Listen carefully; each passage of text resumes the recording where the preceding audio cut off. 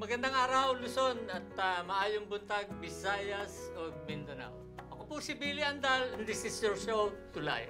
Ngayong araw na ito ng linggo ay itutuloy natin sa inyo ang may kinalaman sa disaster management, isang subject na napaka-importante sa ating mga kababayan. At ang pangalawa po ay may kinalaman sa pamamahagi ng tseke para sa mga biktima ng human rights violation noong panahon ni Presidente Marcos. Magandang topic itong dalawang usapin na ito, kaya abangan po natin.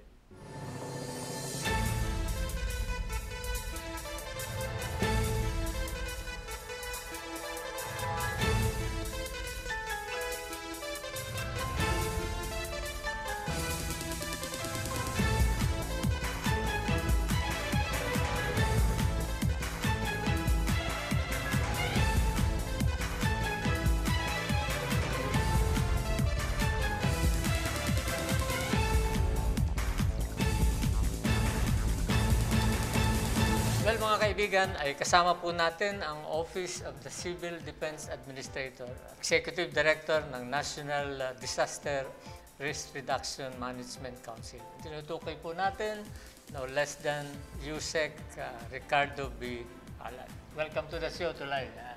USEC. Maraming salamat, Billy, sa pagkakataon binigay ninyo. First question, ano ba ang pinagkaiba ng natural at saka man-made disaster? Well, ang definition ng disaster kasi ay cause ito ng natural hazards at saka man-made. Kapag dumating yan at exceed yung capacity ng community to respond o to recover, disaster na yan. Disaster na. So katulad nung nangyari sa yung mga bagyo na dumarating sa atin. Napakarami nun. Napakarami. Every year, nag-average tayo ng 20. May mga mahihina, may mga malakas. Talagang naapektuhan ng gusto, katulad nung dinaanan ng typhoon Ondoy, yan. Yolanda. At last year, itong typhoon Umpong at sa Rosita, ang binugbog ng gusto, yung Cordillera. Okay. And then Usman naman, noong last day of December, itong Bicol. So marami rin naapektuhan doon. Pagdating sa human-induced, ang maalala natin recently ay yung human-induced, Yeah, yung Marawi seeds. Okay. So dahil doon ay nag-alisan, dahil doon sa seeds na yun sa Marawi City, nag-alisan yung mga tao doon sa Marawi City. They were forced to leave. So crisis yun, disaster din yun sa atin. Okay. Ang mandate ng NDRRMC o ng OCD ay more on natural disaster. Kasama na rin yung human-induced, pero doon tayo sa consequence management, katulad nung ginawa natin pag-responde doon sa Marawi City. Inasikaso ng Armed Forces of the Philippines, PNP, yung crisis mismo doon sa Marawi City, paano harapin yung armadong grupo, hindi yun sa atin. Pag-manage ng consequence, lalo na doon sa welfare na mga internally displaced people, the residents themselves. Doon pumasok ang NDRMC. So tinulungan natin yung mga nasa evacuation centers and even yung mga naging home base, tumakbo doon sa mga kamag-anak nila sa Lanao del Norte at saka Iligan City. And then pagdating na doon sa recovery and rehabilitation, pumasok na rin tayo dito.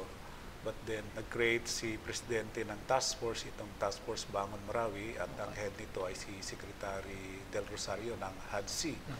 Pero nandun pa rin ang Office of Civil Defense bilang nandun sa sentro. Sa mga meetings, kami ang nag-initiate, nag-facilitate at coordinate. Well, yung administrative at saka logistical requirements din. And ang priority namin talaga ngayon ay yung paggamit ng pondo na nandyan sa special fund na tinatawag natin National Disaster Risk Reduction Management Fund, specifically for Marawi. This year ay 3.5 billion. Yun ang ating inasikaso na magamit yan. Pero kinukuha natin yung mga project proposals ng mga iba't ibang ahensya. Sa bagay, in a way, ang NDRRMC ay composed of several executive departments. Tama yun, Bill. Pero meron ding itong membership from the private sector at saka national government agencies. Sa tingin mo ngayon, ano ang capability ng ahensyang ito ng gobyerno? Pag sinabi mo ang capability ng NDRMC, parang tinatanong natin ano ang capability ng gobyerno kasi ang NDRMC ay binubuo ng iba't ibang ahensya ng gobyerno at saka yung iba pang sektor, private sector at saka national non-government organizations, civil society organizations. So, pagdating halimbawa sa search and rescue, ang inaasahan natin, Armed Forces of the Philippines, Bureau of Fire, Philippine Coast Guard, Philippine National Police. Pag-search and rescue. Yes, sa relief operations naman, lalo na sa pagbibigay ng mga relief goods sa mga kababayan natin, nangunguna dyan ang DSWD. So, meron silang tinatawag na isang bureau doon, yung DREAMB, Disaster Response and Emergency Assistance Management Bureau. Yung iba pang ahensya na nag-create ng kanilang Disaster Risk Reduction Management Office, itong DepEd naman, para mabilis na maasikaso yung mga schools na maggamit kaagad uli paglipas ng disaster. After the disaster. Ang sentro ng National Disaster Risk Reduction Management Council ay ang Office of Civil Defense. Ito ang pinaka-headquarters ng NDRMC. Ang OCD, ang Office of Civil Defense, ay ang overall implementing arm and coordinative body ng National Disaster Risk Reduction Management Council. So kapag meron tayong disaster, ay dito nagpupuntahan, dito tayo nagbi-meeting, dito pinaplano, dito minomonitor, ito yung operation center natin. Yun is correct. Pagkatapos ng ating break, pag-usapan natin ang mga concerns na hinaharap ng NDRRMC. Wag po kayong alis mga kaibigan, magbabalik po ang tulay.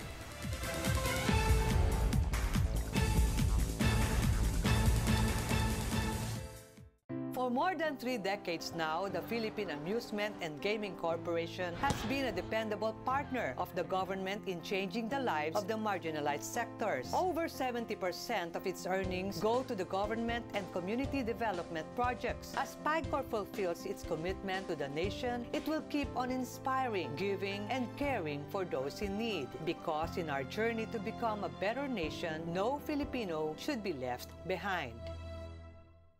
Dapat maparating itong laman ng damdamin.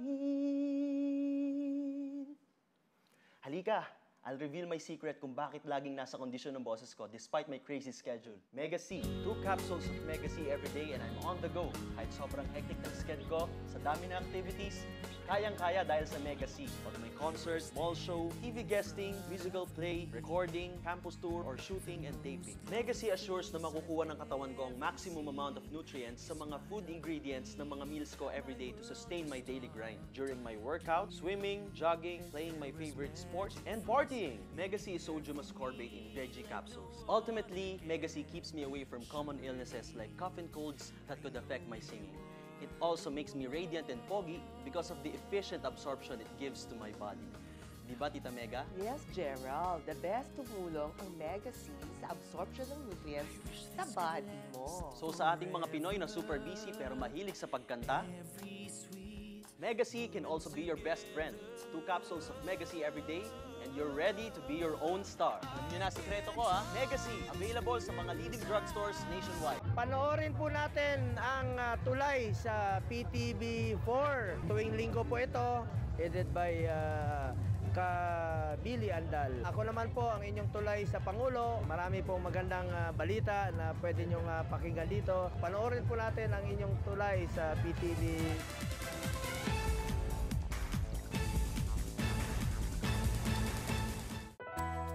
Malaking problema ang mababang presyo ng kopra sa bansa. Dulot yan ng mga middleman, kaya kawawa ang mga coconut farmers. Bilang kagyat ng solusyon, hinikayat ko po ang mga magsasaka sa direkta magbinta ng kopra sa buying stations ng ating mga CIF oil mills na malapit sa inyo. Ang buying na presyo ngayon ay 19 pesos per kilo. Malaking pakinabang para sa inyo ang aming maliliit na pagsisikap. Ako po si Benji Pineda, ang trader ng Coconut Industry Investment Fund Oil Mills Group. Ako po si Kuya Lin Trinidad, ang presidente ng Coconut Industry Investment Fund.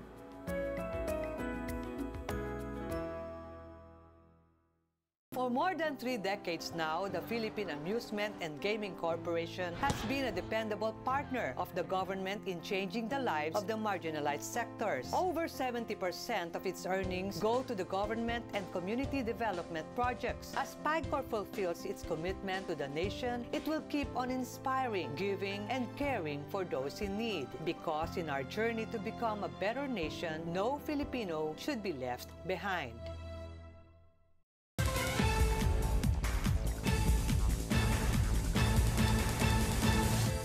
Well, mga kaibigan, nagbabalik po ang tulay at kasama pa rin natin si Yusek Rick Halad. At nag-uusapan po natin may kinalaman sa disaster at risk reduction and management. At kanina, pag-usapan natin yung mga ginagawa ng agency. At gusto natin pag-usapan mga concerns na hinaharap ng NDRRMC where the OCD or the Office of the Civil Defense is at the core of it. So nasa core nga kami, nasa sentro ng NDRMC bill. So, at ang isang lakas ng ating practice ng DRRM is yung interagency and whole of society approach. Yan ang isang strength natin. Pero magiging kahinaan din yan kung yung mga actors ay hindi masigasig sa hindi gumagalaw. Pag hindi gumagalaw. Top-down, bottom-up approach din, ibig sabihin may responsibilidad yung national at saka yung local. So kung yung isa lang doon ay hindi, ang naglalaro ay nagtatrabaho ay kahinaan din yan. May kulang.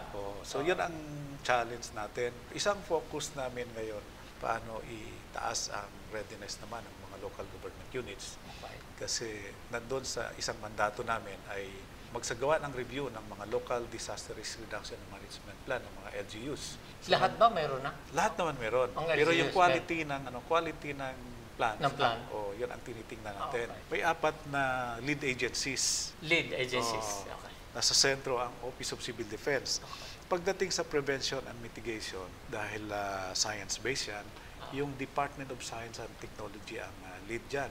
It's yung DOST.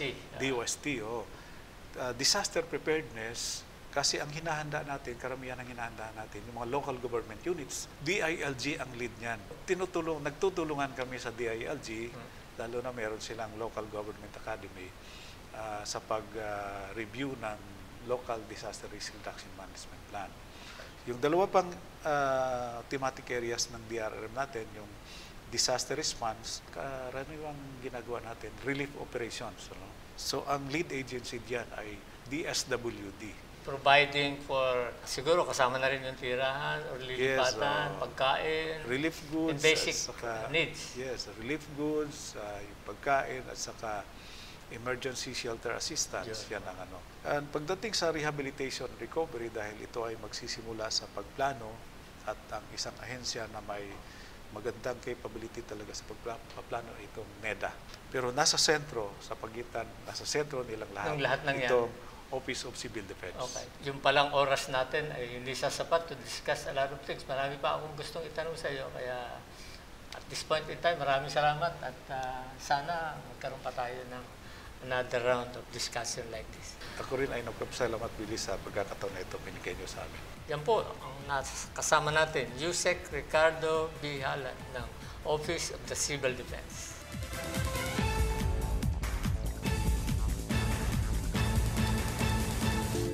This portion is brought to you by PCSO.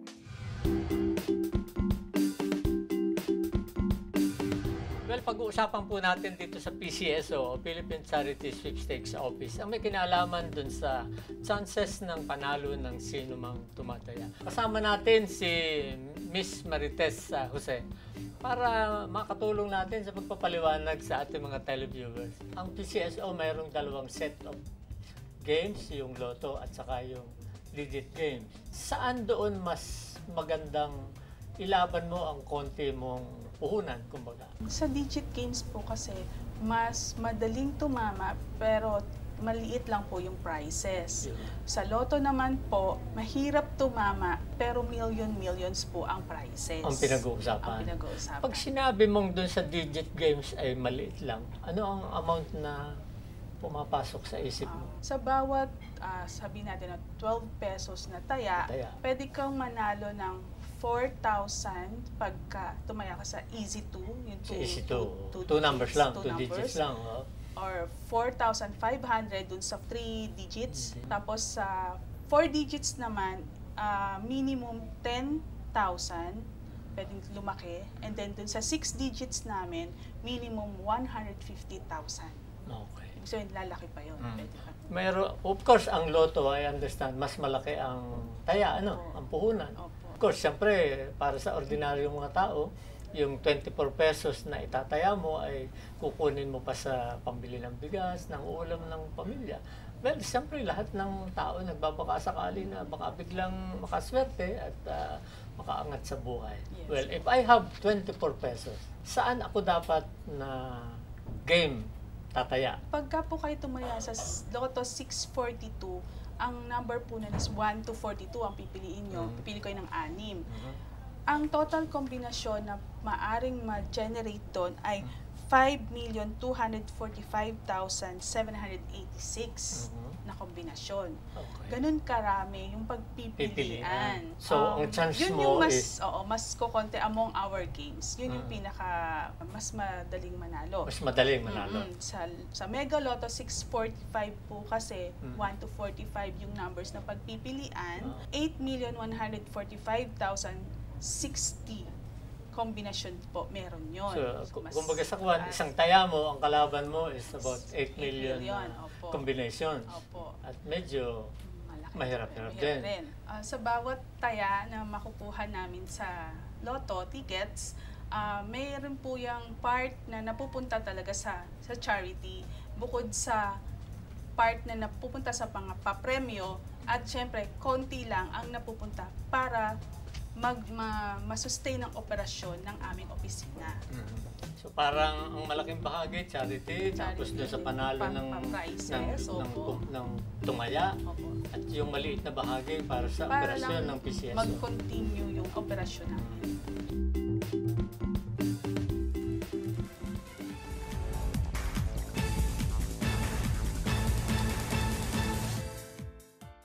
Hindi naman sila pababayaan ng PCSO.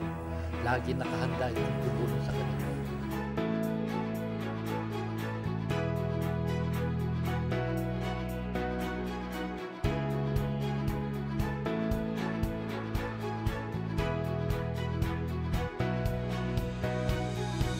By playing PCSO lottery games, you bring smile to their faces.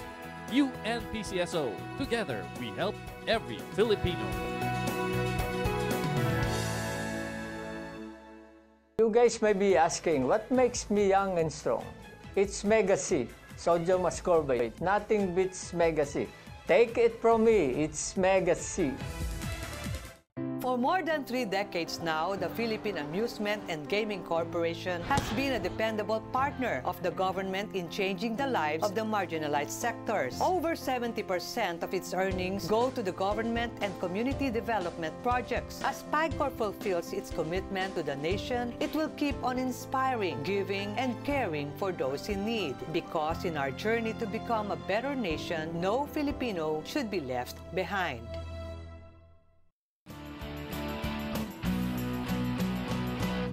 Experience fun and bonding moments with your family and friends at Maharlika Bamboo Guest House, Sariaya, Quezon. With a complete bedroom and kitchen setup for your overnight stays, a jacuzzi, swimming pool, and the function room for your weddings, parties, and conferences. Relax with nature at a cost that is friendly to your pocket. Maharlika Bamboo Guest House.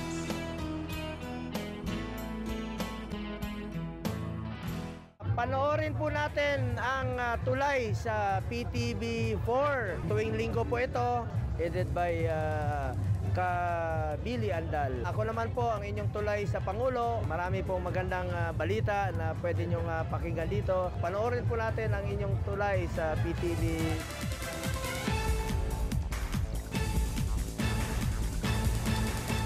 For For more than 3 decades now, the Philippine Amusement and Gaming Corporation has been a dependable partner of the government in changing the lives of the marginalized sectors. Over 70% of its earnings go to the government and community development projects. As PAGCOR fulfills its commitment to the nation, it will keep on inspiring, giving, and caring for those in need. Because in our journey to become a better nation, no Filipino should be left behind.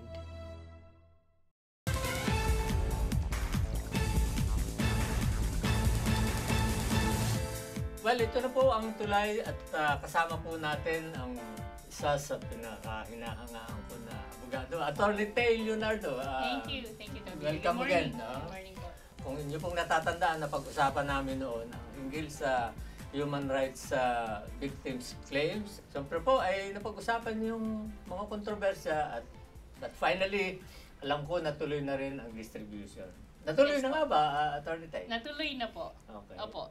In fact, nag-start kami noong May 1st. May 1st? Opo. Di pala kayo namimili ng holiday at working day? Wala po. Walang holiday si Mr. Bob Swift. Ang sipag niya. Ilang cities ang naka-schedule na to distribute the checks? Yung initial, I think, or actually official list is 15 cities. Pero nagsimula na kami sa Butuan. That's one. Cagayan de Oro. And then Davao City, Pagadian City, Cotabato, and then Cebu. More or less, nasa mga 9 cities na? Opo. Tama.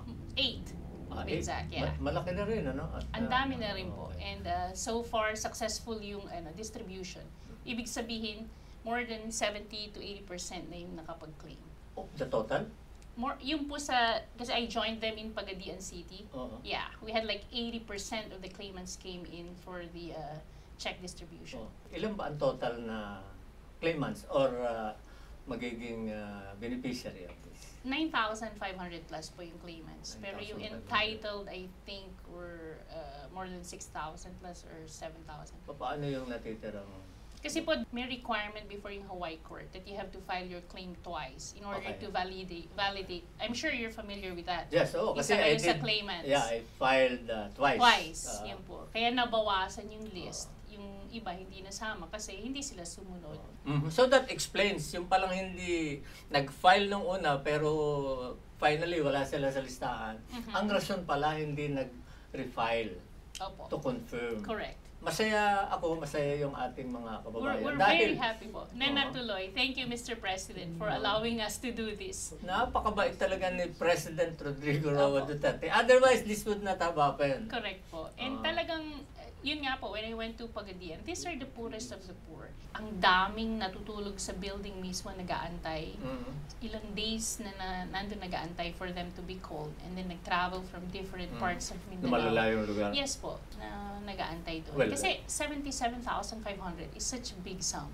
Especially kung nandun kayo sa probinsya po. Mas mababa yung cost of living. And talagang nakadulot kami ng malaking kasiyahan sa lahat ng claimants. Kasi they came in hordes. Maramihan, for example, one claimant, sasamahan ng mga 5 miyembro ng pamilya. Opo. And then we had almost 100-year-old claimant. Wow. Yes. Opo. Pero lahat naman po sila very thankful. Masaya po lahat. Well, isipin natin dahil sinasabi po ng ating ilang mga kababayan nabayaran daw. Hindi po kabayaran ang pinag-uusapan dito. Although merong compensation na ibinigay ang Hawaii Court, ano? Opo. Pero yung sakripisyong ginawa ng ating mga kababayan sa mga nakaraang madidilim na panahon ng ating kasaysayan. Opo. The check value is not enough. Attorney Tay, tama ba? That's true po. Pero masaya po ako kasi pang-third na eh.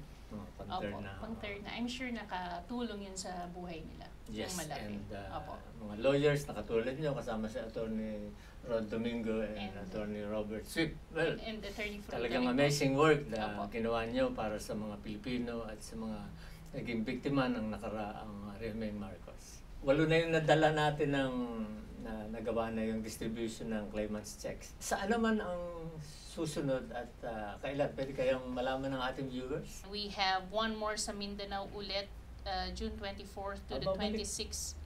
Opo, Iloilo Sports Complex, CHR Regional Office. Then June 28th to the 29th sa Carig Sur, Tugigaraw City po. Tugigaraw, yes. Cagayan. Cagayan, yes. That's 28th to the 29th.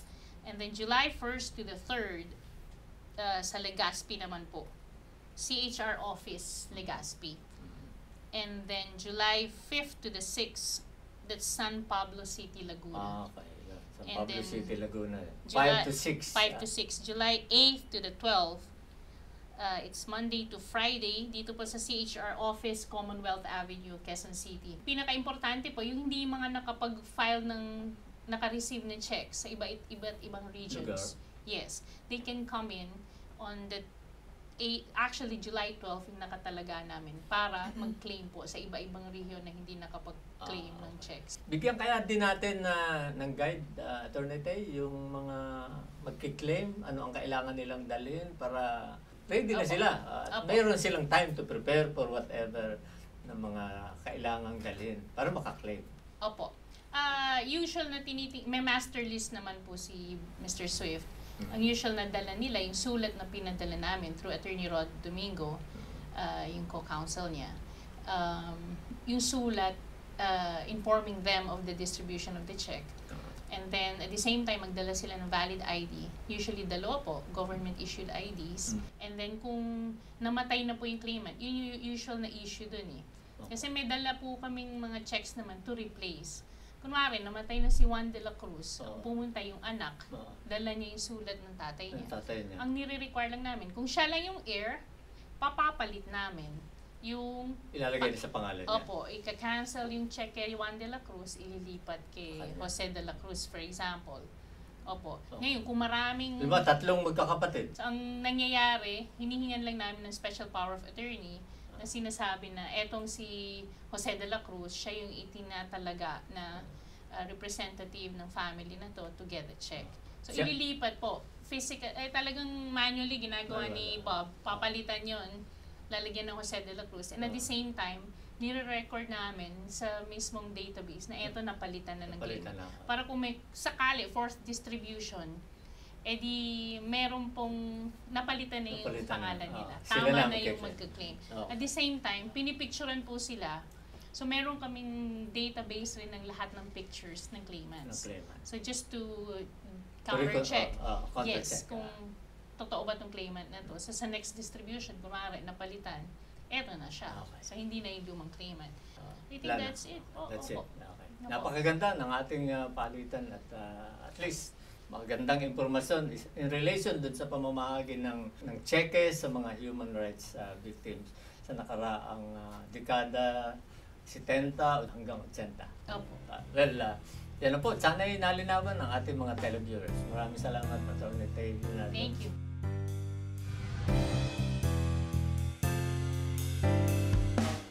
Right now, I'm with Attorney Robert Swift, the lead counsel of the human rights victims.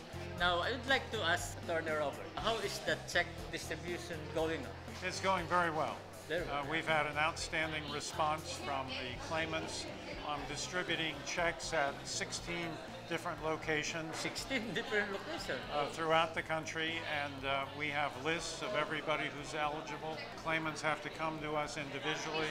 We review their paperwork, and then we give them a check for 77,500 pesos. Wow, that's great. You are distributing the check for the victims. What does it validate? The case is now part of history.